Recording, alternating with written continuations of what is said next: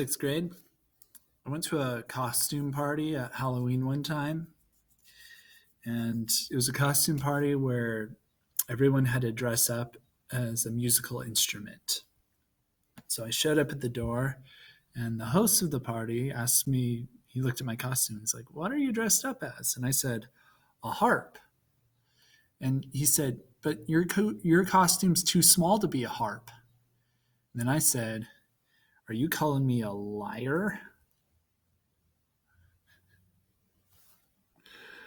Oh, man. All right. One more joke. I know Mary Angela and Chelsea like my jokes, so I'll give you guys one more. Why did the architect dip his thumb in blue ink? Because he wanted a blueprint. Osiris thought that was funny.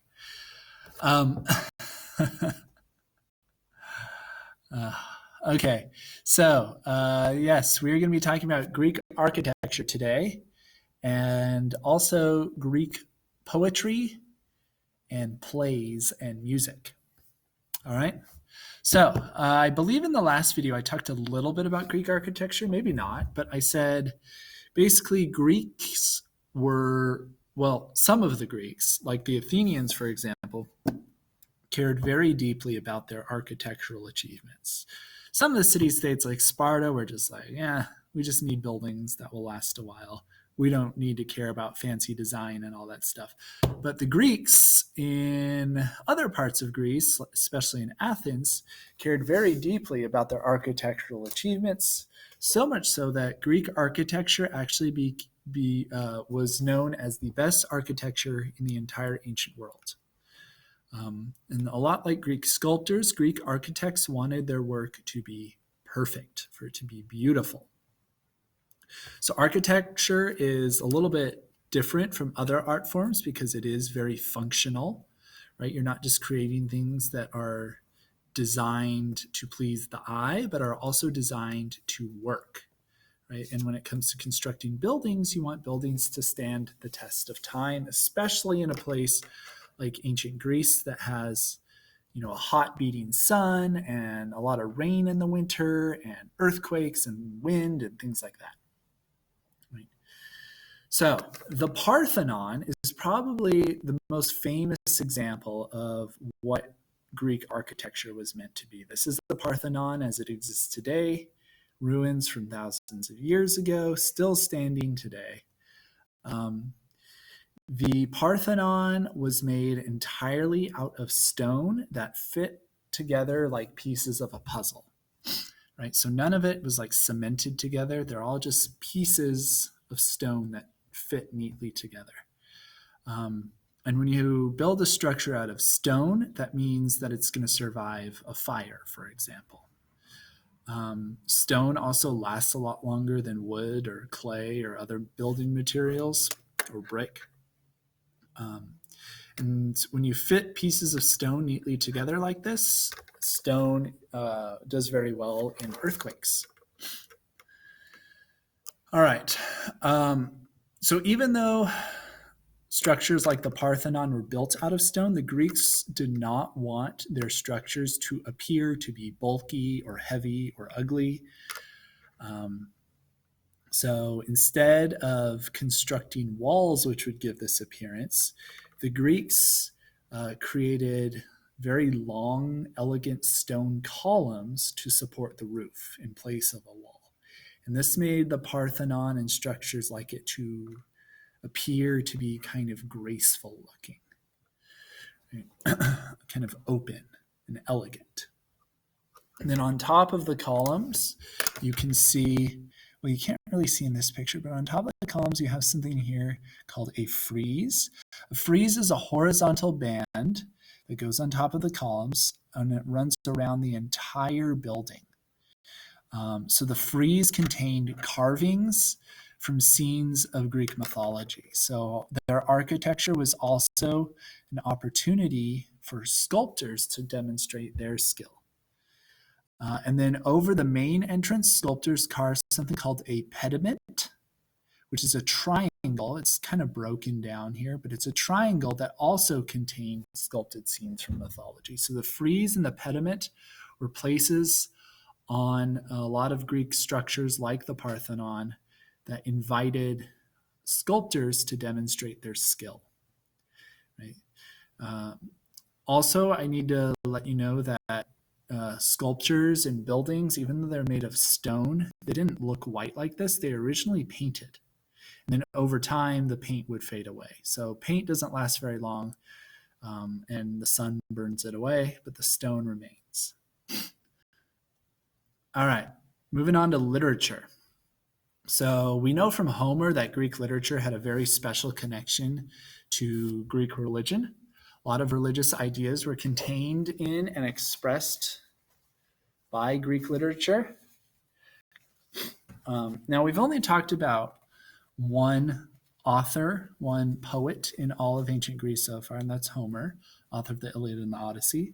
But there's another famous Greek poet named Sappho. Sappho is a female poet. We have no idea what she looks like, but this is an ancient image of her. She is a female poet who wrote a lot of love poems. Now, one thing you need to know about Scarlett heard me say love poems. She knows I write love poems for her. Don't you, Scarlett? Yeah. Oh, Scarlett, to be young and in love. All right. So Greek poems were often performed musically, right? So you wouldn't just like write down a poem on a piece of parchment and hand it to the person that you had a crush on. Instead, what you would do is you get some of your friends to accompany you reciting the poem while they play a stringed instrument like a lyre in the back. I'm not lying about this. So these poems would express not just love, but also opinions about things as well. So together, when you play the lyre while there's a poem going on, that would be called lyric poetry. So lyric poetry was very common at weddings, and it was also very common at religious festivals. Oftentimes, lyric poetry was performed by a group of people called a chorus. The chorus would sing and dance while reciting the poem. A chorus is functional because they make the lyric poem sound beautiful, especially if they're well trained. But the chorus also is a symbol of the Greek people, right? The Greeks believed that the chorus performed like a ritualistic function of praising the gods. It's like a representation of the Greek people's praise for the gods. So what would Greeks write their poems about? Well, they would write about love.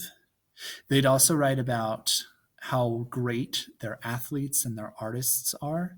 So they write poems praising like the winner of a race or the sculptor of a beautiful statue or an architect. They would also write poems about politics and war, or really any human emotion, but especially love. Right, Scar? Yeah. All right. So people didn't just write poems for fun. They actually wrote them as part of competition. Greek festivals were places where poets, lyric poets and the chorus and the musicians could all compete with one another to demonstrate their talent and their skill.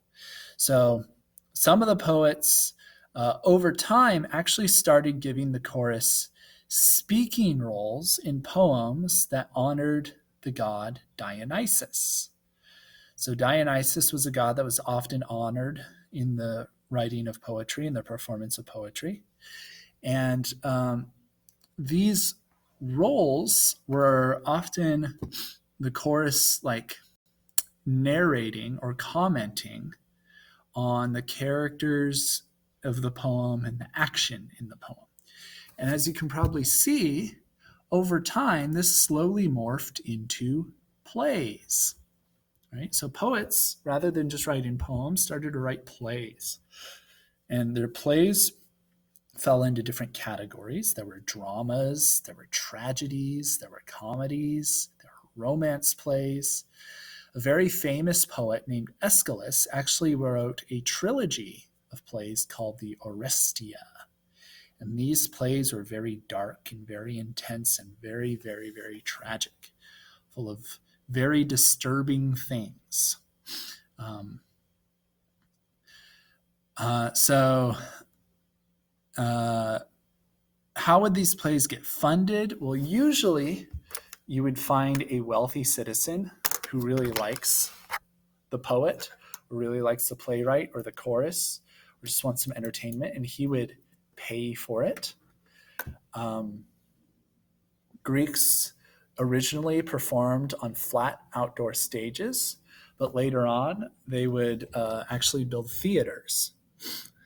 And then, of course, prizes would be handed out to the person who wrote the best play, the person who was the best actor, who was the best chorus. Important note here, women and children were not allowed to be in any of the plays, so the men played all the roles. So even the roles of women and children would be played by men, which is kind of gross, especially if there's like a kissing scene or something, which were very common in these plays. Now, I did say that the plays of the poet Aeschylus were very tragic and dark. And these fell into a genre of poem called tragedies. Tragedies are stories about how Greek heroes fail. So they're like epic failure stories. And they're usually, their failure revolves around a conflict that they have with the city-state, with the gods, or with their family, right? So the poet Aeschylus in the Orestia, one of the plays is called Oedipus Rex, and it is a play about a hero who saves a city and is rewarded, but the reward turns out to be a curse. And part of this curse is that he accidentally kills his father, and then he marries his own mom. Ugh. Right? That's what the play Oedipus Rex is about. You'll probably read it in high school. It's pretty nasty. All right, we're going to stop there. We will pick up with more Greek literature in the next video.